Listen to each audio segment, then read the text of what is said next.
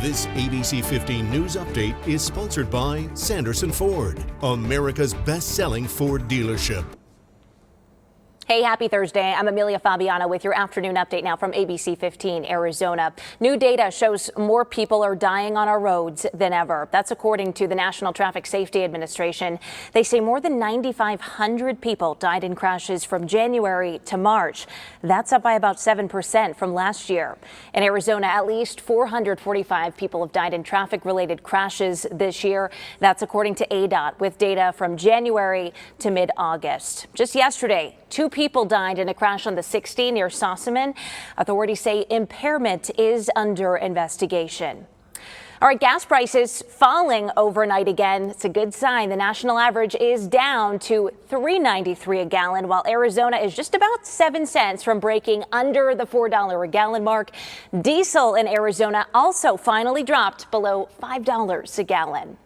The Inflation Reduction Act is now the law of the land, but what's actually in the new law and what impact will it have on the city of Phoenix? Our Nick Saletti spoke to Mayor Kate Gallego to find out. President Joe Biden making history this week by signing the Inflation Reduction Act into law. 2,300 miles away here in Arizona, Phoenix Mayor Kate Gallego tells me the new law gets her stamp of approval. The Inflation Reduction Act gives us a lot of tools for the city directly and for our residents. So whether you want more affordable healthcare or more affordable energy, today's bill is good news for all of us. But not everyone sees it that way. It hands out tax credits like candy with no accountability. The law passed without a single Republican vote in Congress. What would you say to Republicans out there or anyone else who is skeptical that this is actually going to work to reduce inflation and costs for families? The Inflation Reduction Act has significant investments to help people afford housing and medical care. As I talk to people in my community, there's significant challenges now where housing and medical costs are really driving everything that's happening in people's communities.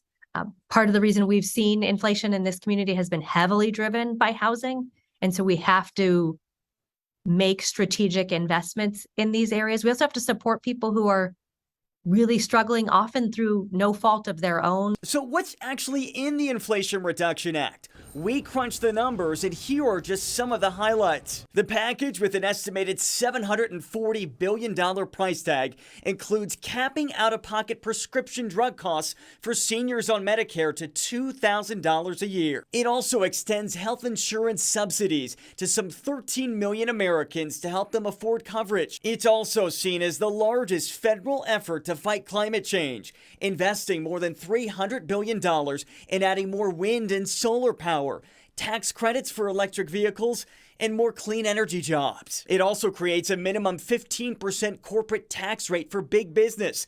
Money the White House says will not only cover the cost of the package, but will also add an extra $300 billion to help reduce the deficit.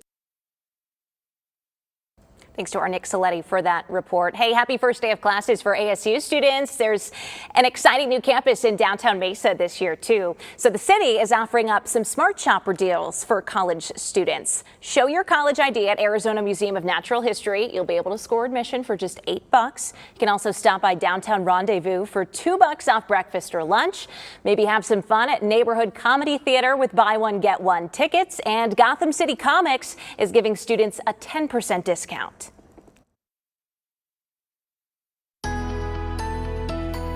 Time for that most accurate forecast. I'm meteorologist Iris Hermosillo. Storm chances are going up into that likely range, today and over the next several days. Today's best chances come after 5 o'clock for the valley. We're going to have to watch storms developing across northern Arizona first through the afternoon and evening. And then by the evening, we're watching storms potentially moving into the valley. Here's what radar could look like by 8 o'clock here tonight. So stay weather aware as more storms are possible. And then that storm threat will continue to increase with storms likely tomorrow and then again on Saturday. A high of 102 in Phoenix today, 106 out at Lake Havasu. We reached the mid-80s in Payson, mid-70s in spots like Flagstaff. Show Low tops out at 79 degrees today. Across Arizona, those storm chances are going up and temperatures, they're coming down. We'll reach a high of 102 today, but highs will drop into the mid-90s Friday and low 90s to mid-90s Saturday and Sunday.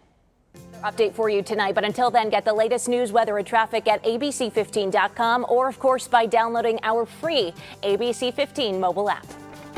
This ABC 15 News Update is sponsored by Sanderson Ford, America's best-selling Ford dealership.